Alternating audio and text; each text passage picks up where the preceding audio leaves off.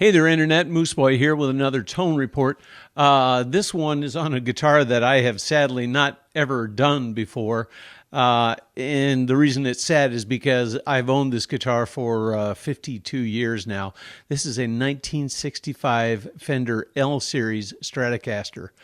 I bought it in 67 secondhand. That's what we used to call relic guitars back then, secondhand.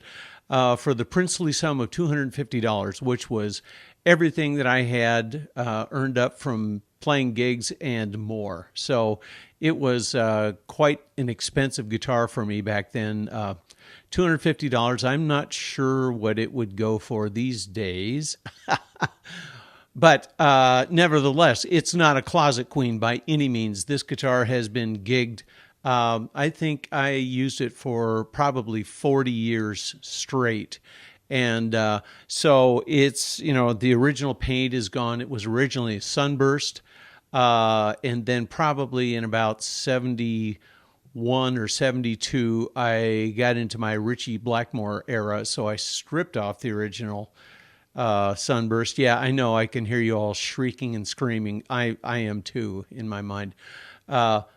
And painted it gloss black, and that lasted for about a year. And then I stripped that off and just went over to Sears and got some rattle can clear, whatever it was. I didn't pay any attention to what type of finish it was.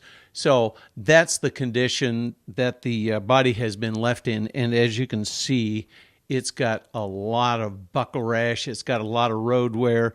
This is actually, 52 years of my hands on this guitar. It's got all kinds of nice worn out things. I did make a lot of modifications to it over the years, as a lot of us, players do. The original tuning pegs, I still have them, of course, but the originals were swapped up for some Schallers probably in the early 70s. And then at some point, probably 77 or 78, whenever the EMG SA series first became available, I swapped those in there. I've since taken them back out. But the body, the neck, and the pickups are all original. I had to put on a new pick guard because I had the old one off for long enough that it shrank.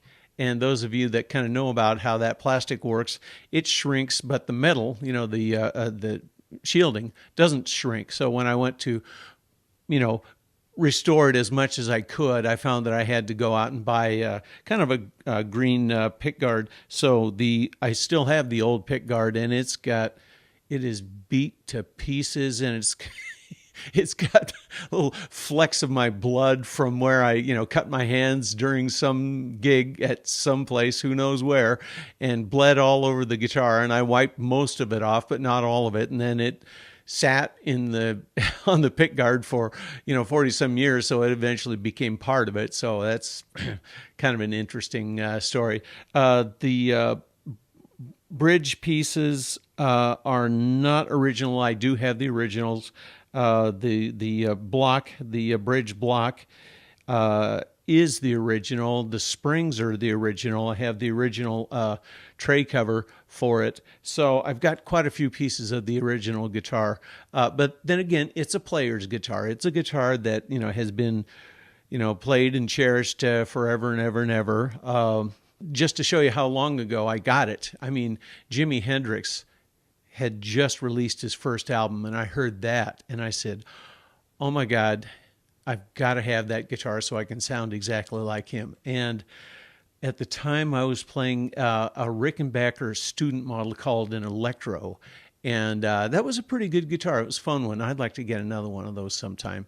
But I traded that in and had to put $250 on top of that. So it was quite the deal. And I got this home and plugged it in. I had a fuzz face and a Fender Bassman amp. I'm going to throw up a picture, I think, of myself doing an outside jam sometime right about then with a Bassman head and a couple of bottoms. But anyway, I plugged it in, and I was immediately disappointed that I didn't sound exactly like Jimi Hendrix. Well, those 10 little things that we always talk about.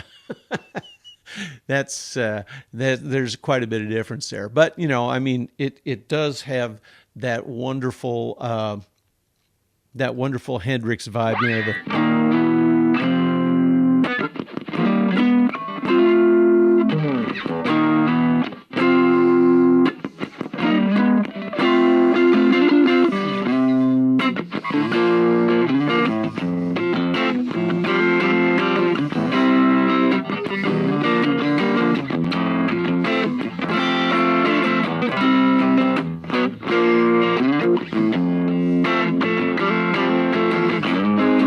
Whoops.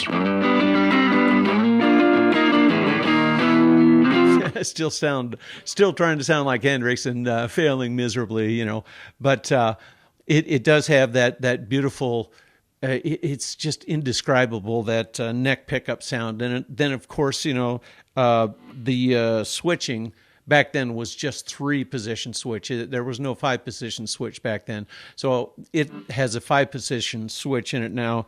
So here we've got then the neck and the middle end. We've got...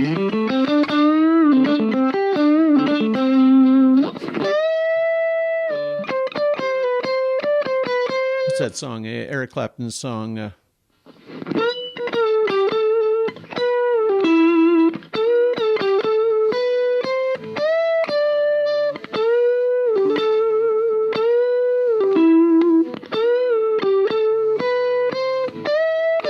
Boy, I didn't do that justice. I haven't played that song in a while.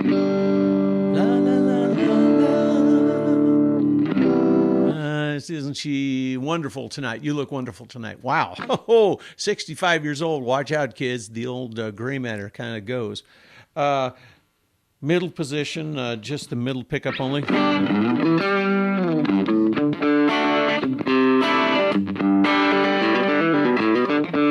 Anyway, then the one that the middle and bridge pickup here, this position, this wonderful. Got that beautiful quack. Let's see.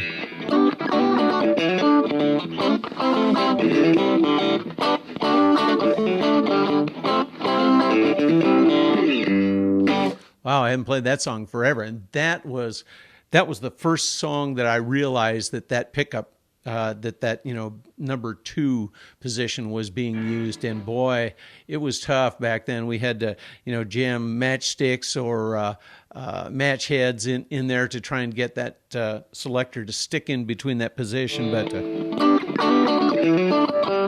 wow.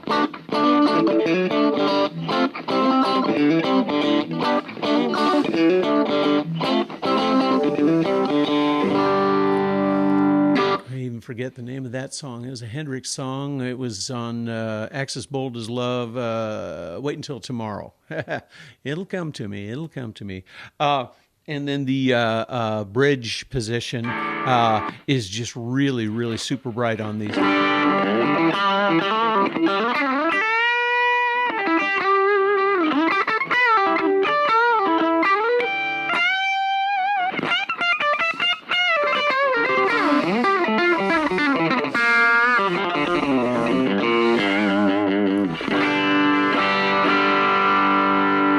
I don't use that as much as I use this position.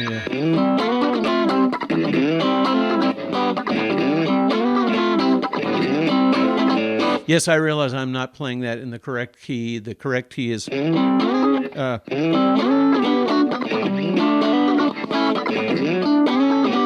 it is. But a band that I play that song with does it in G rather than A, because A is just too high for guys like us anymore.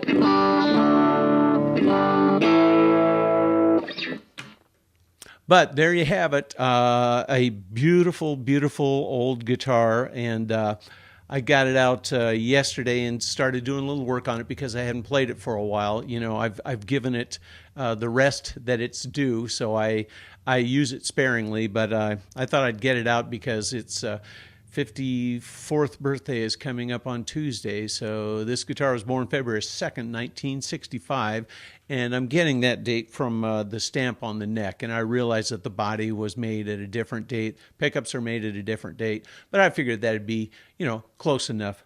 So anyway, there we are, 1965 Fender Stratocaster L Series.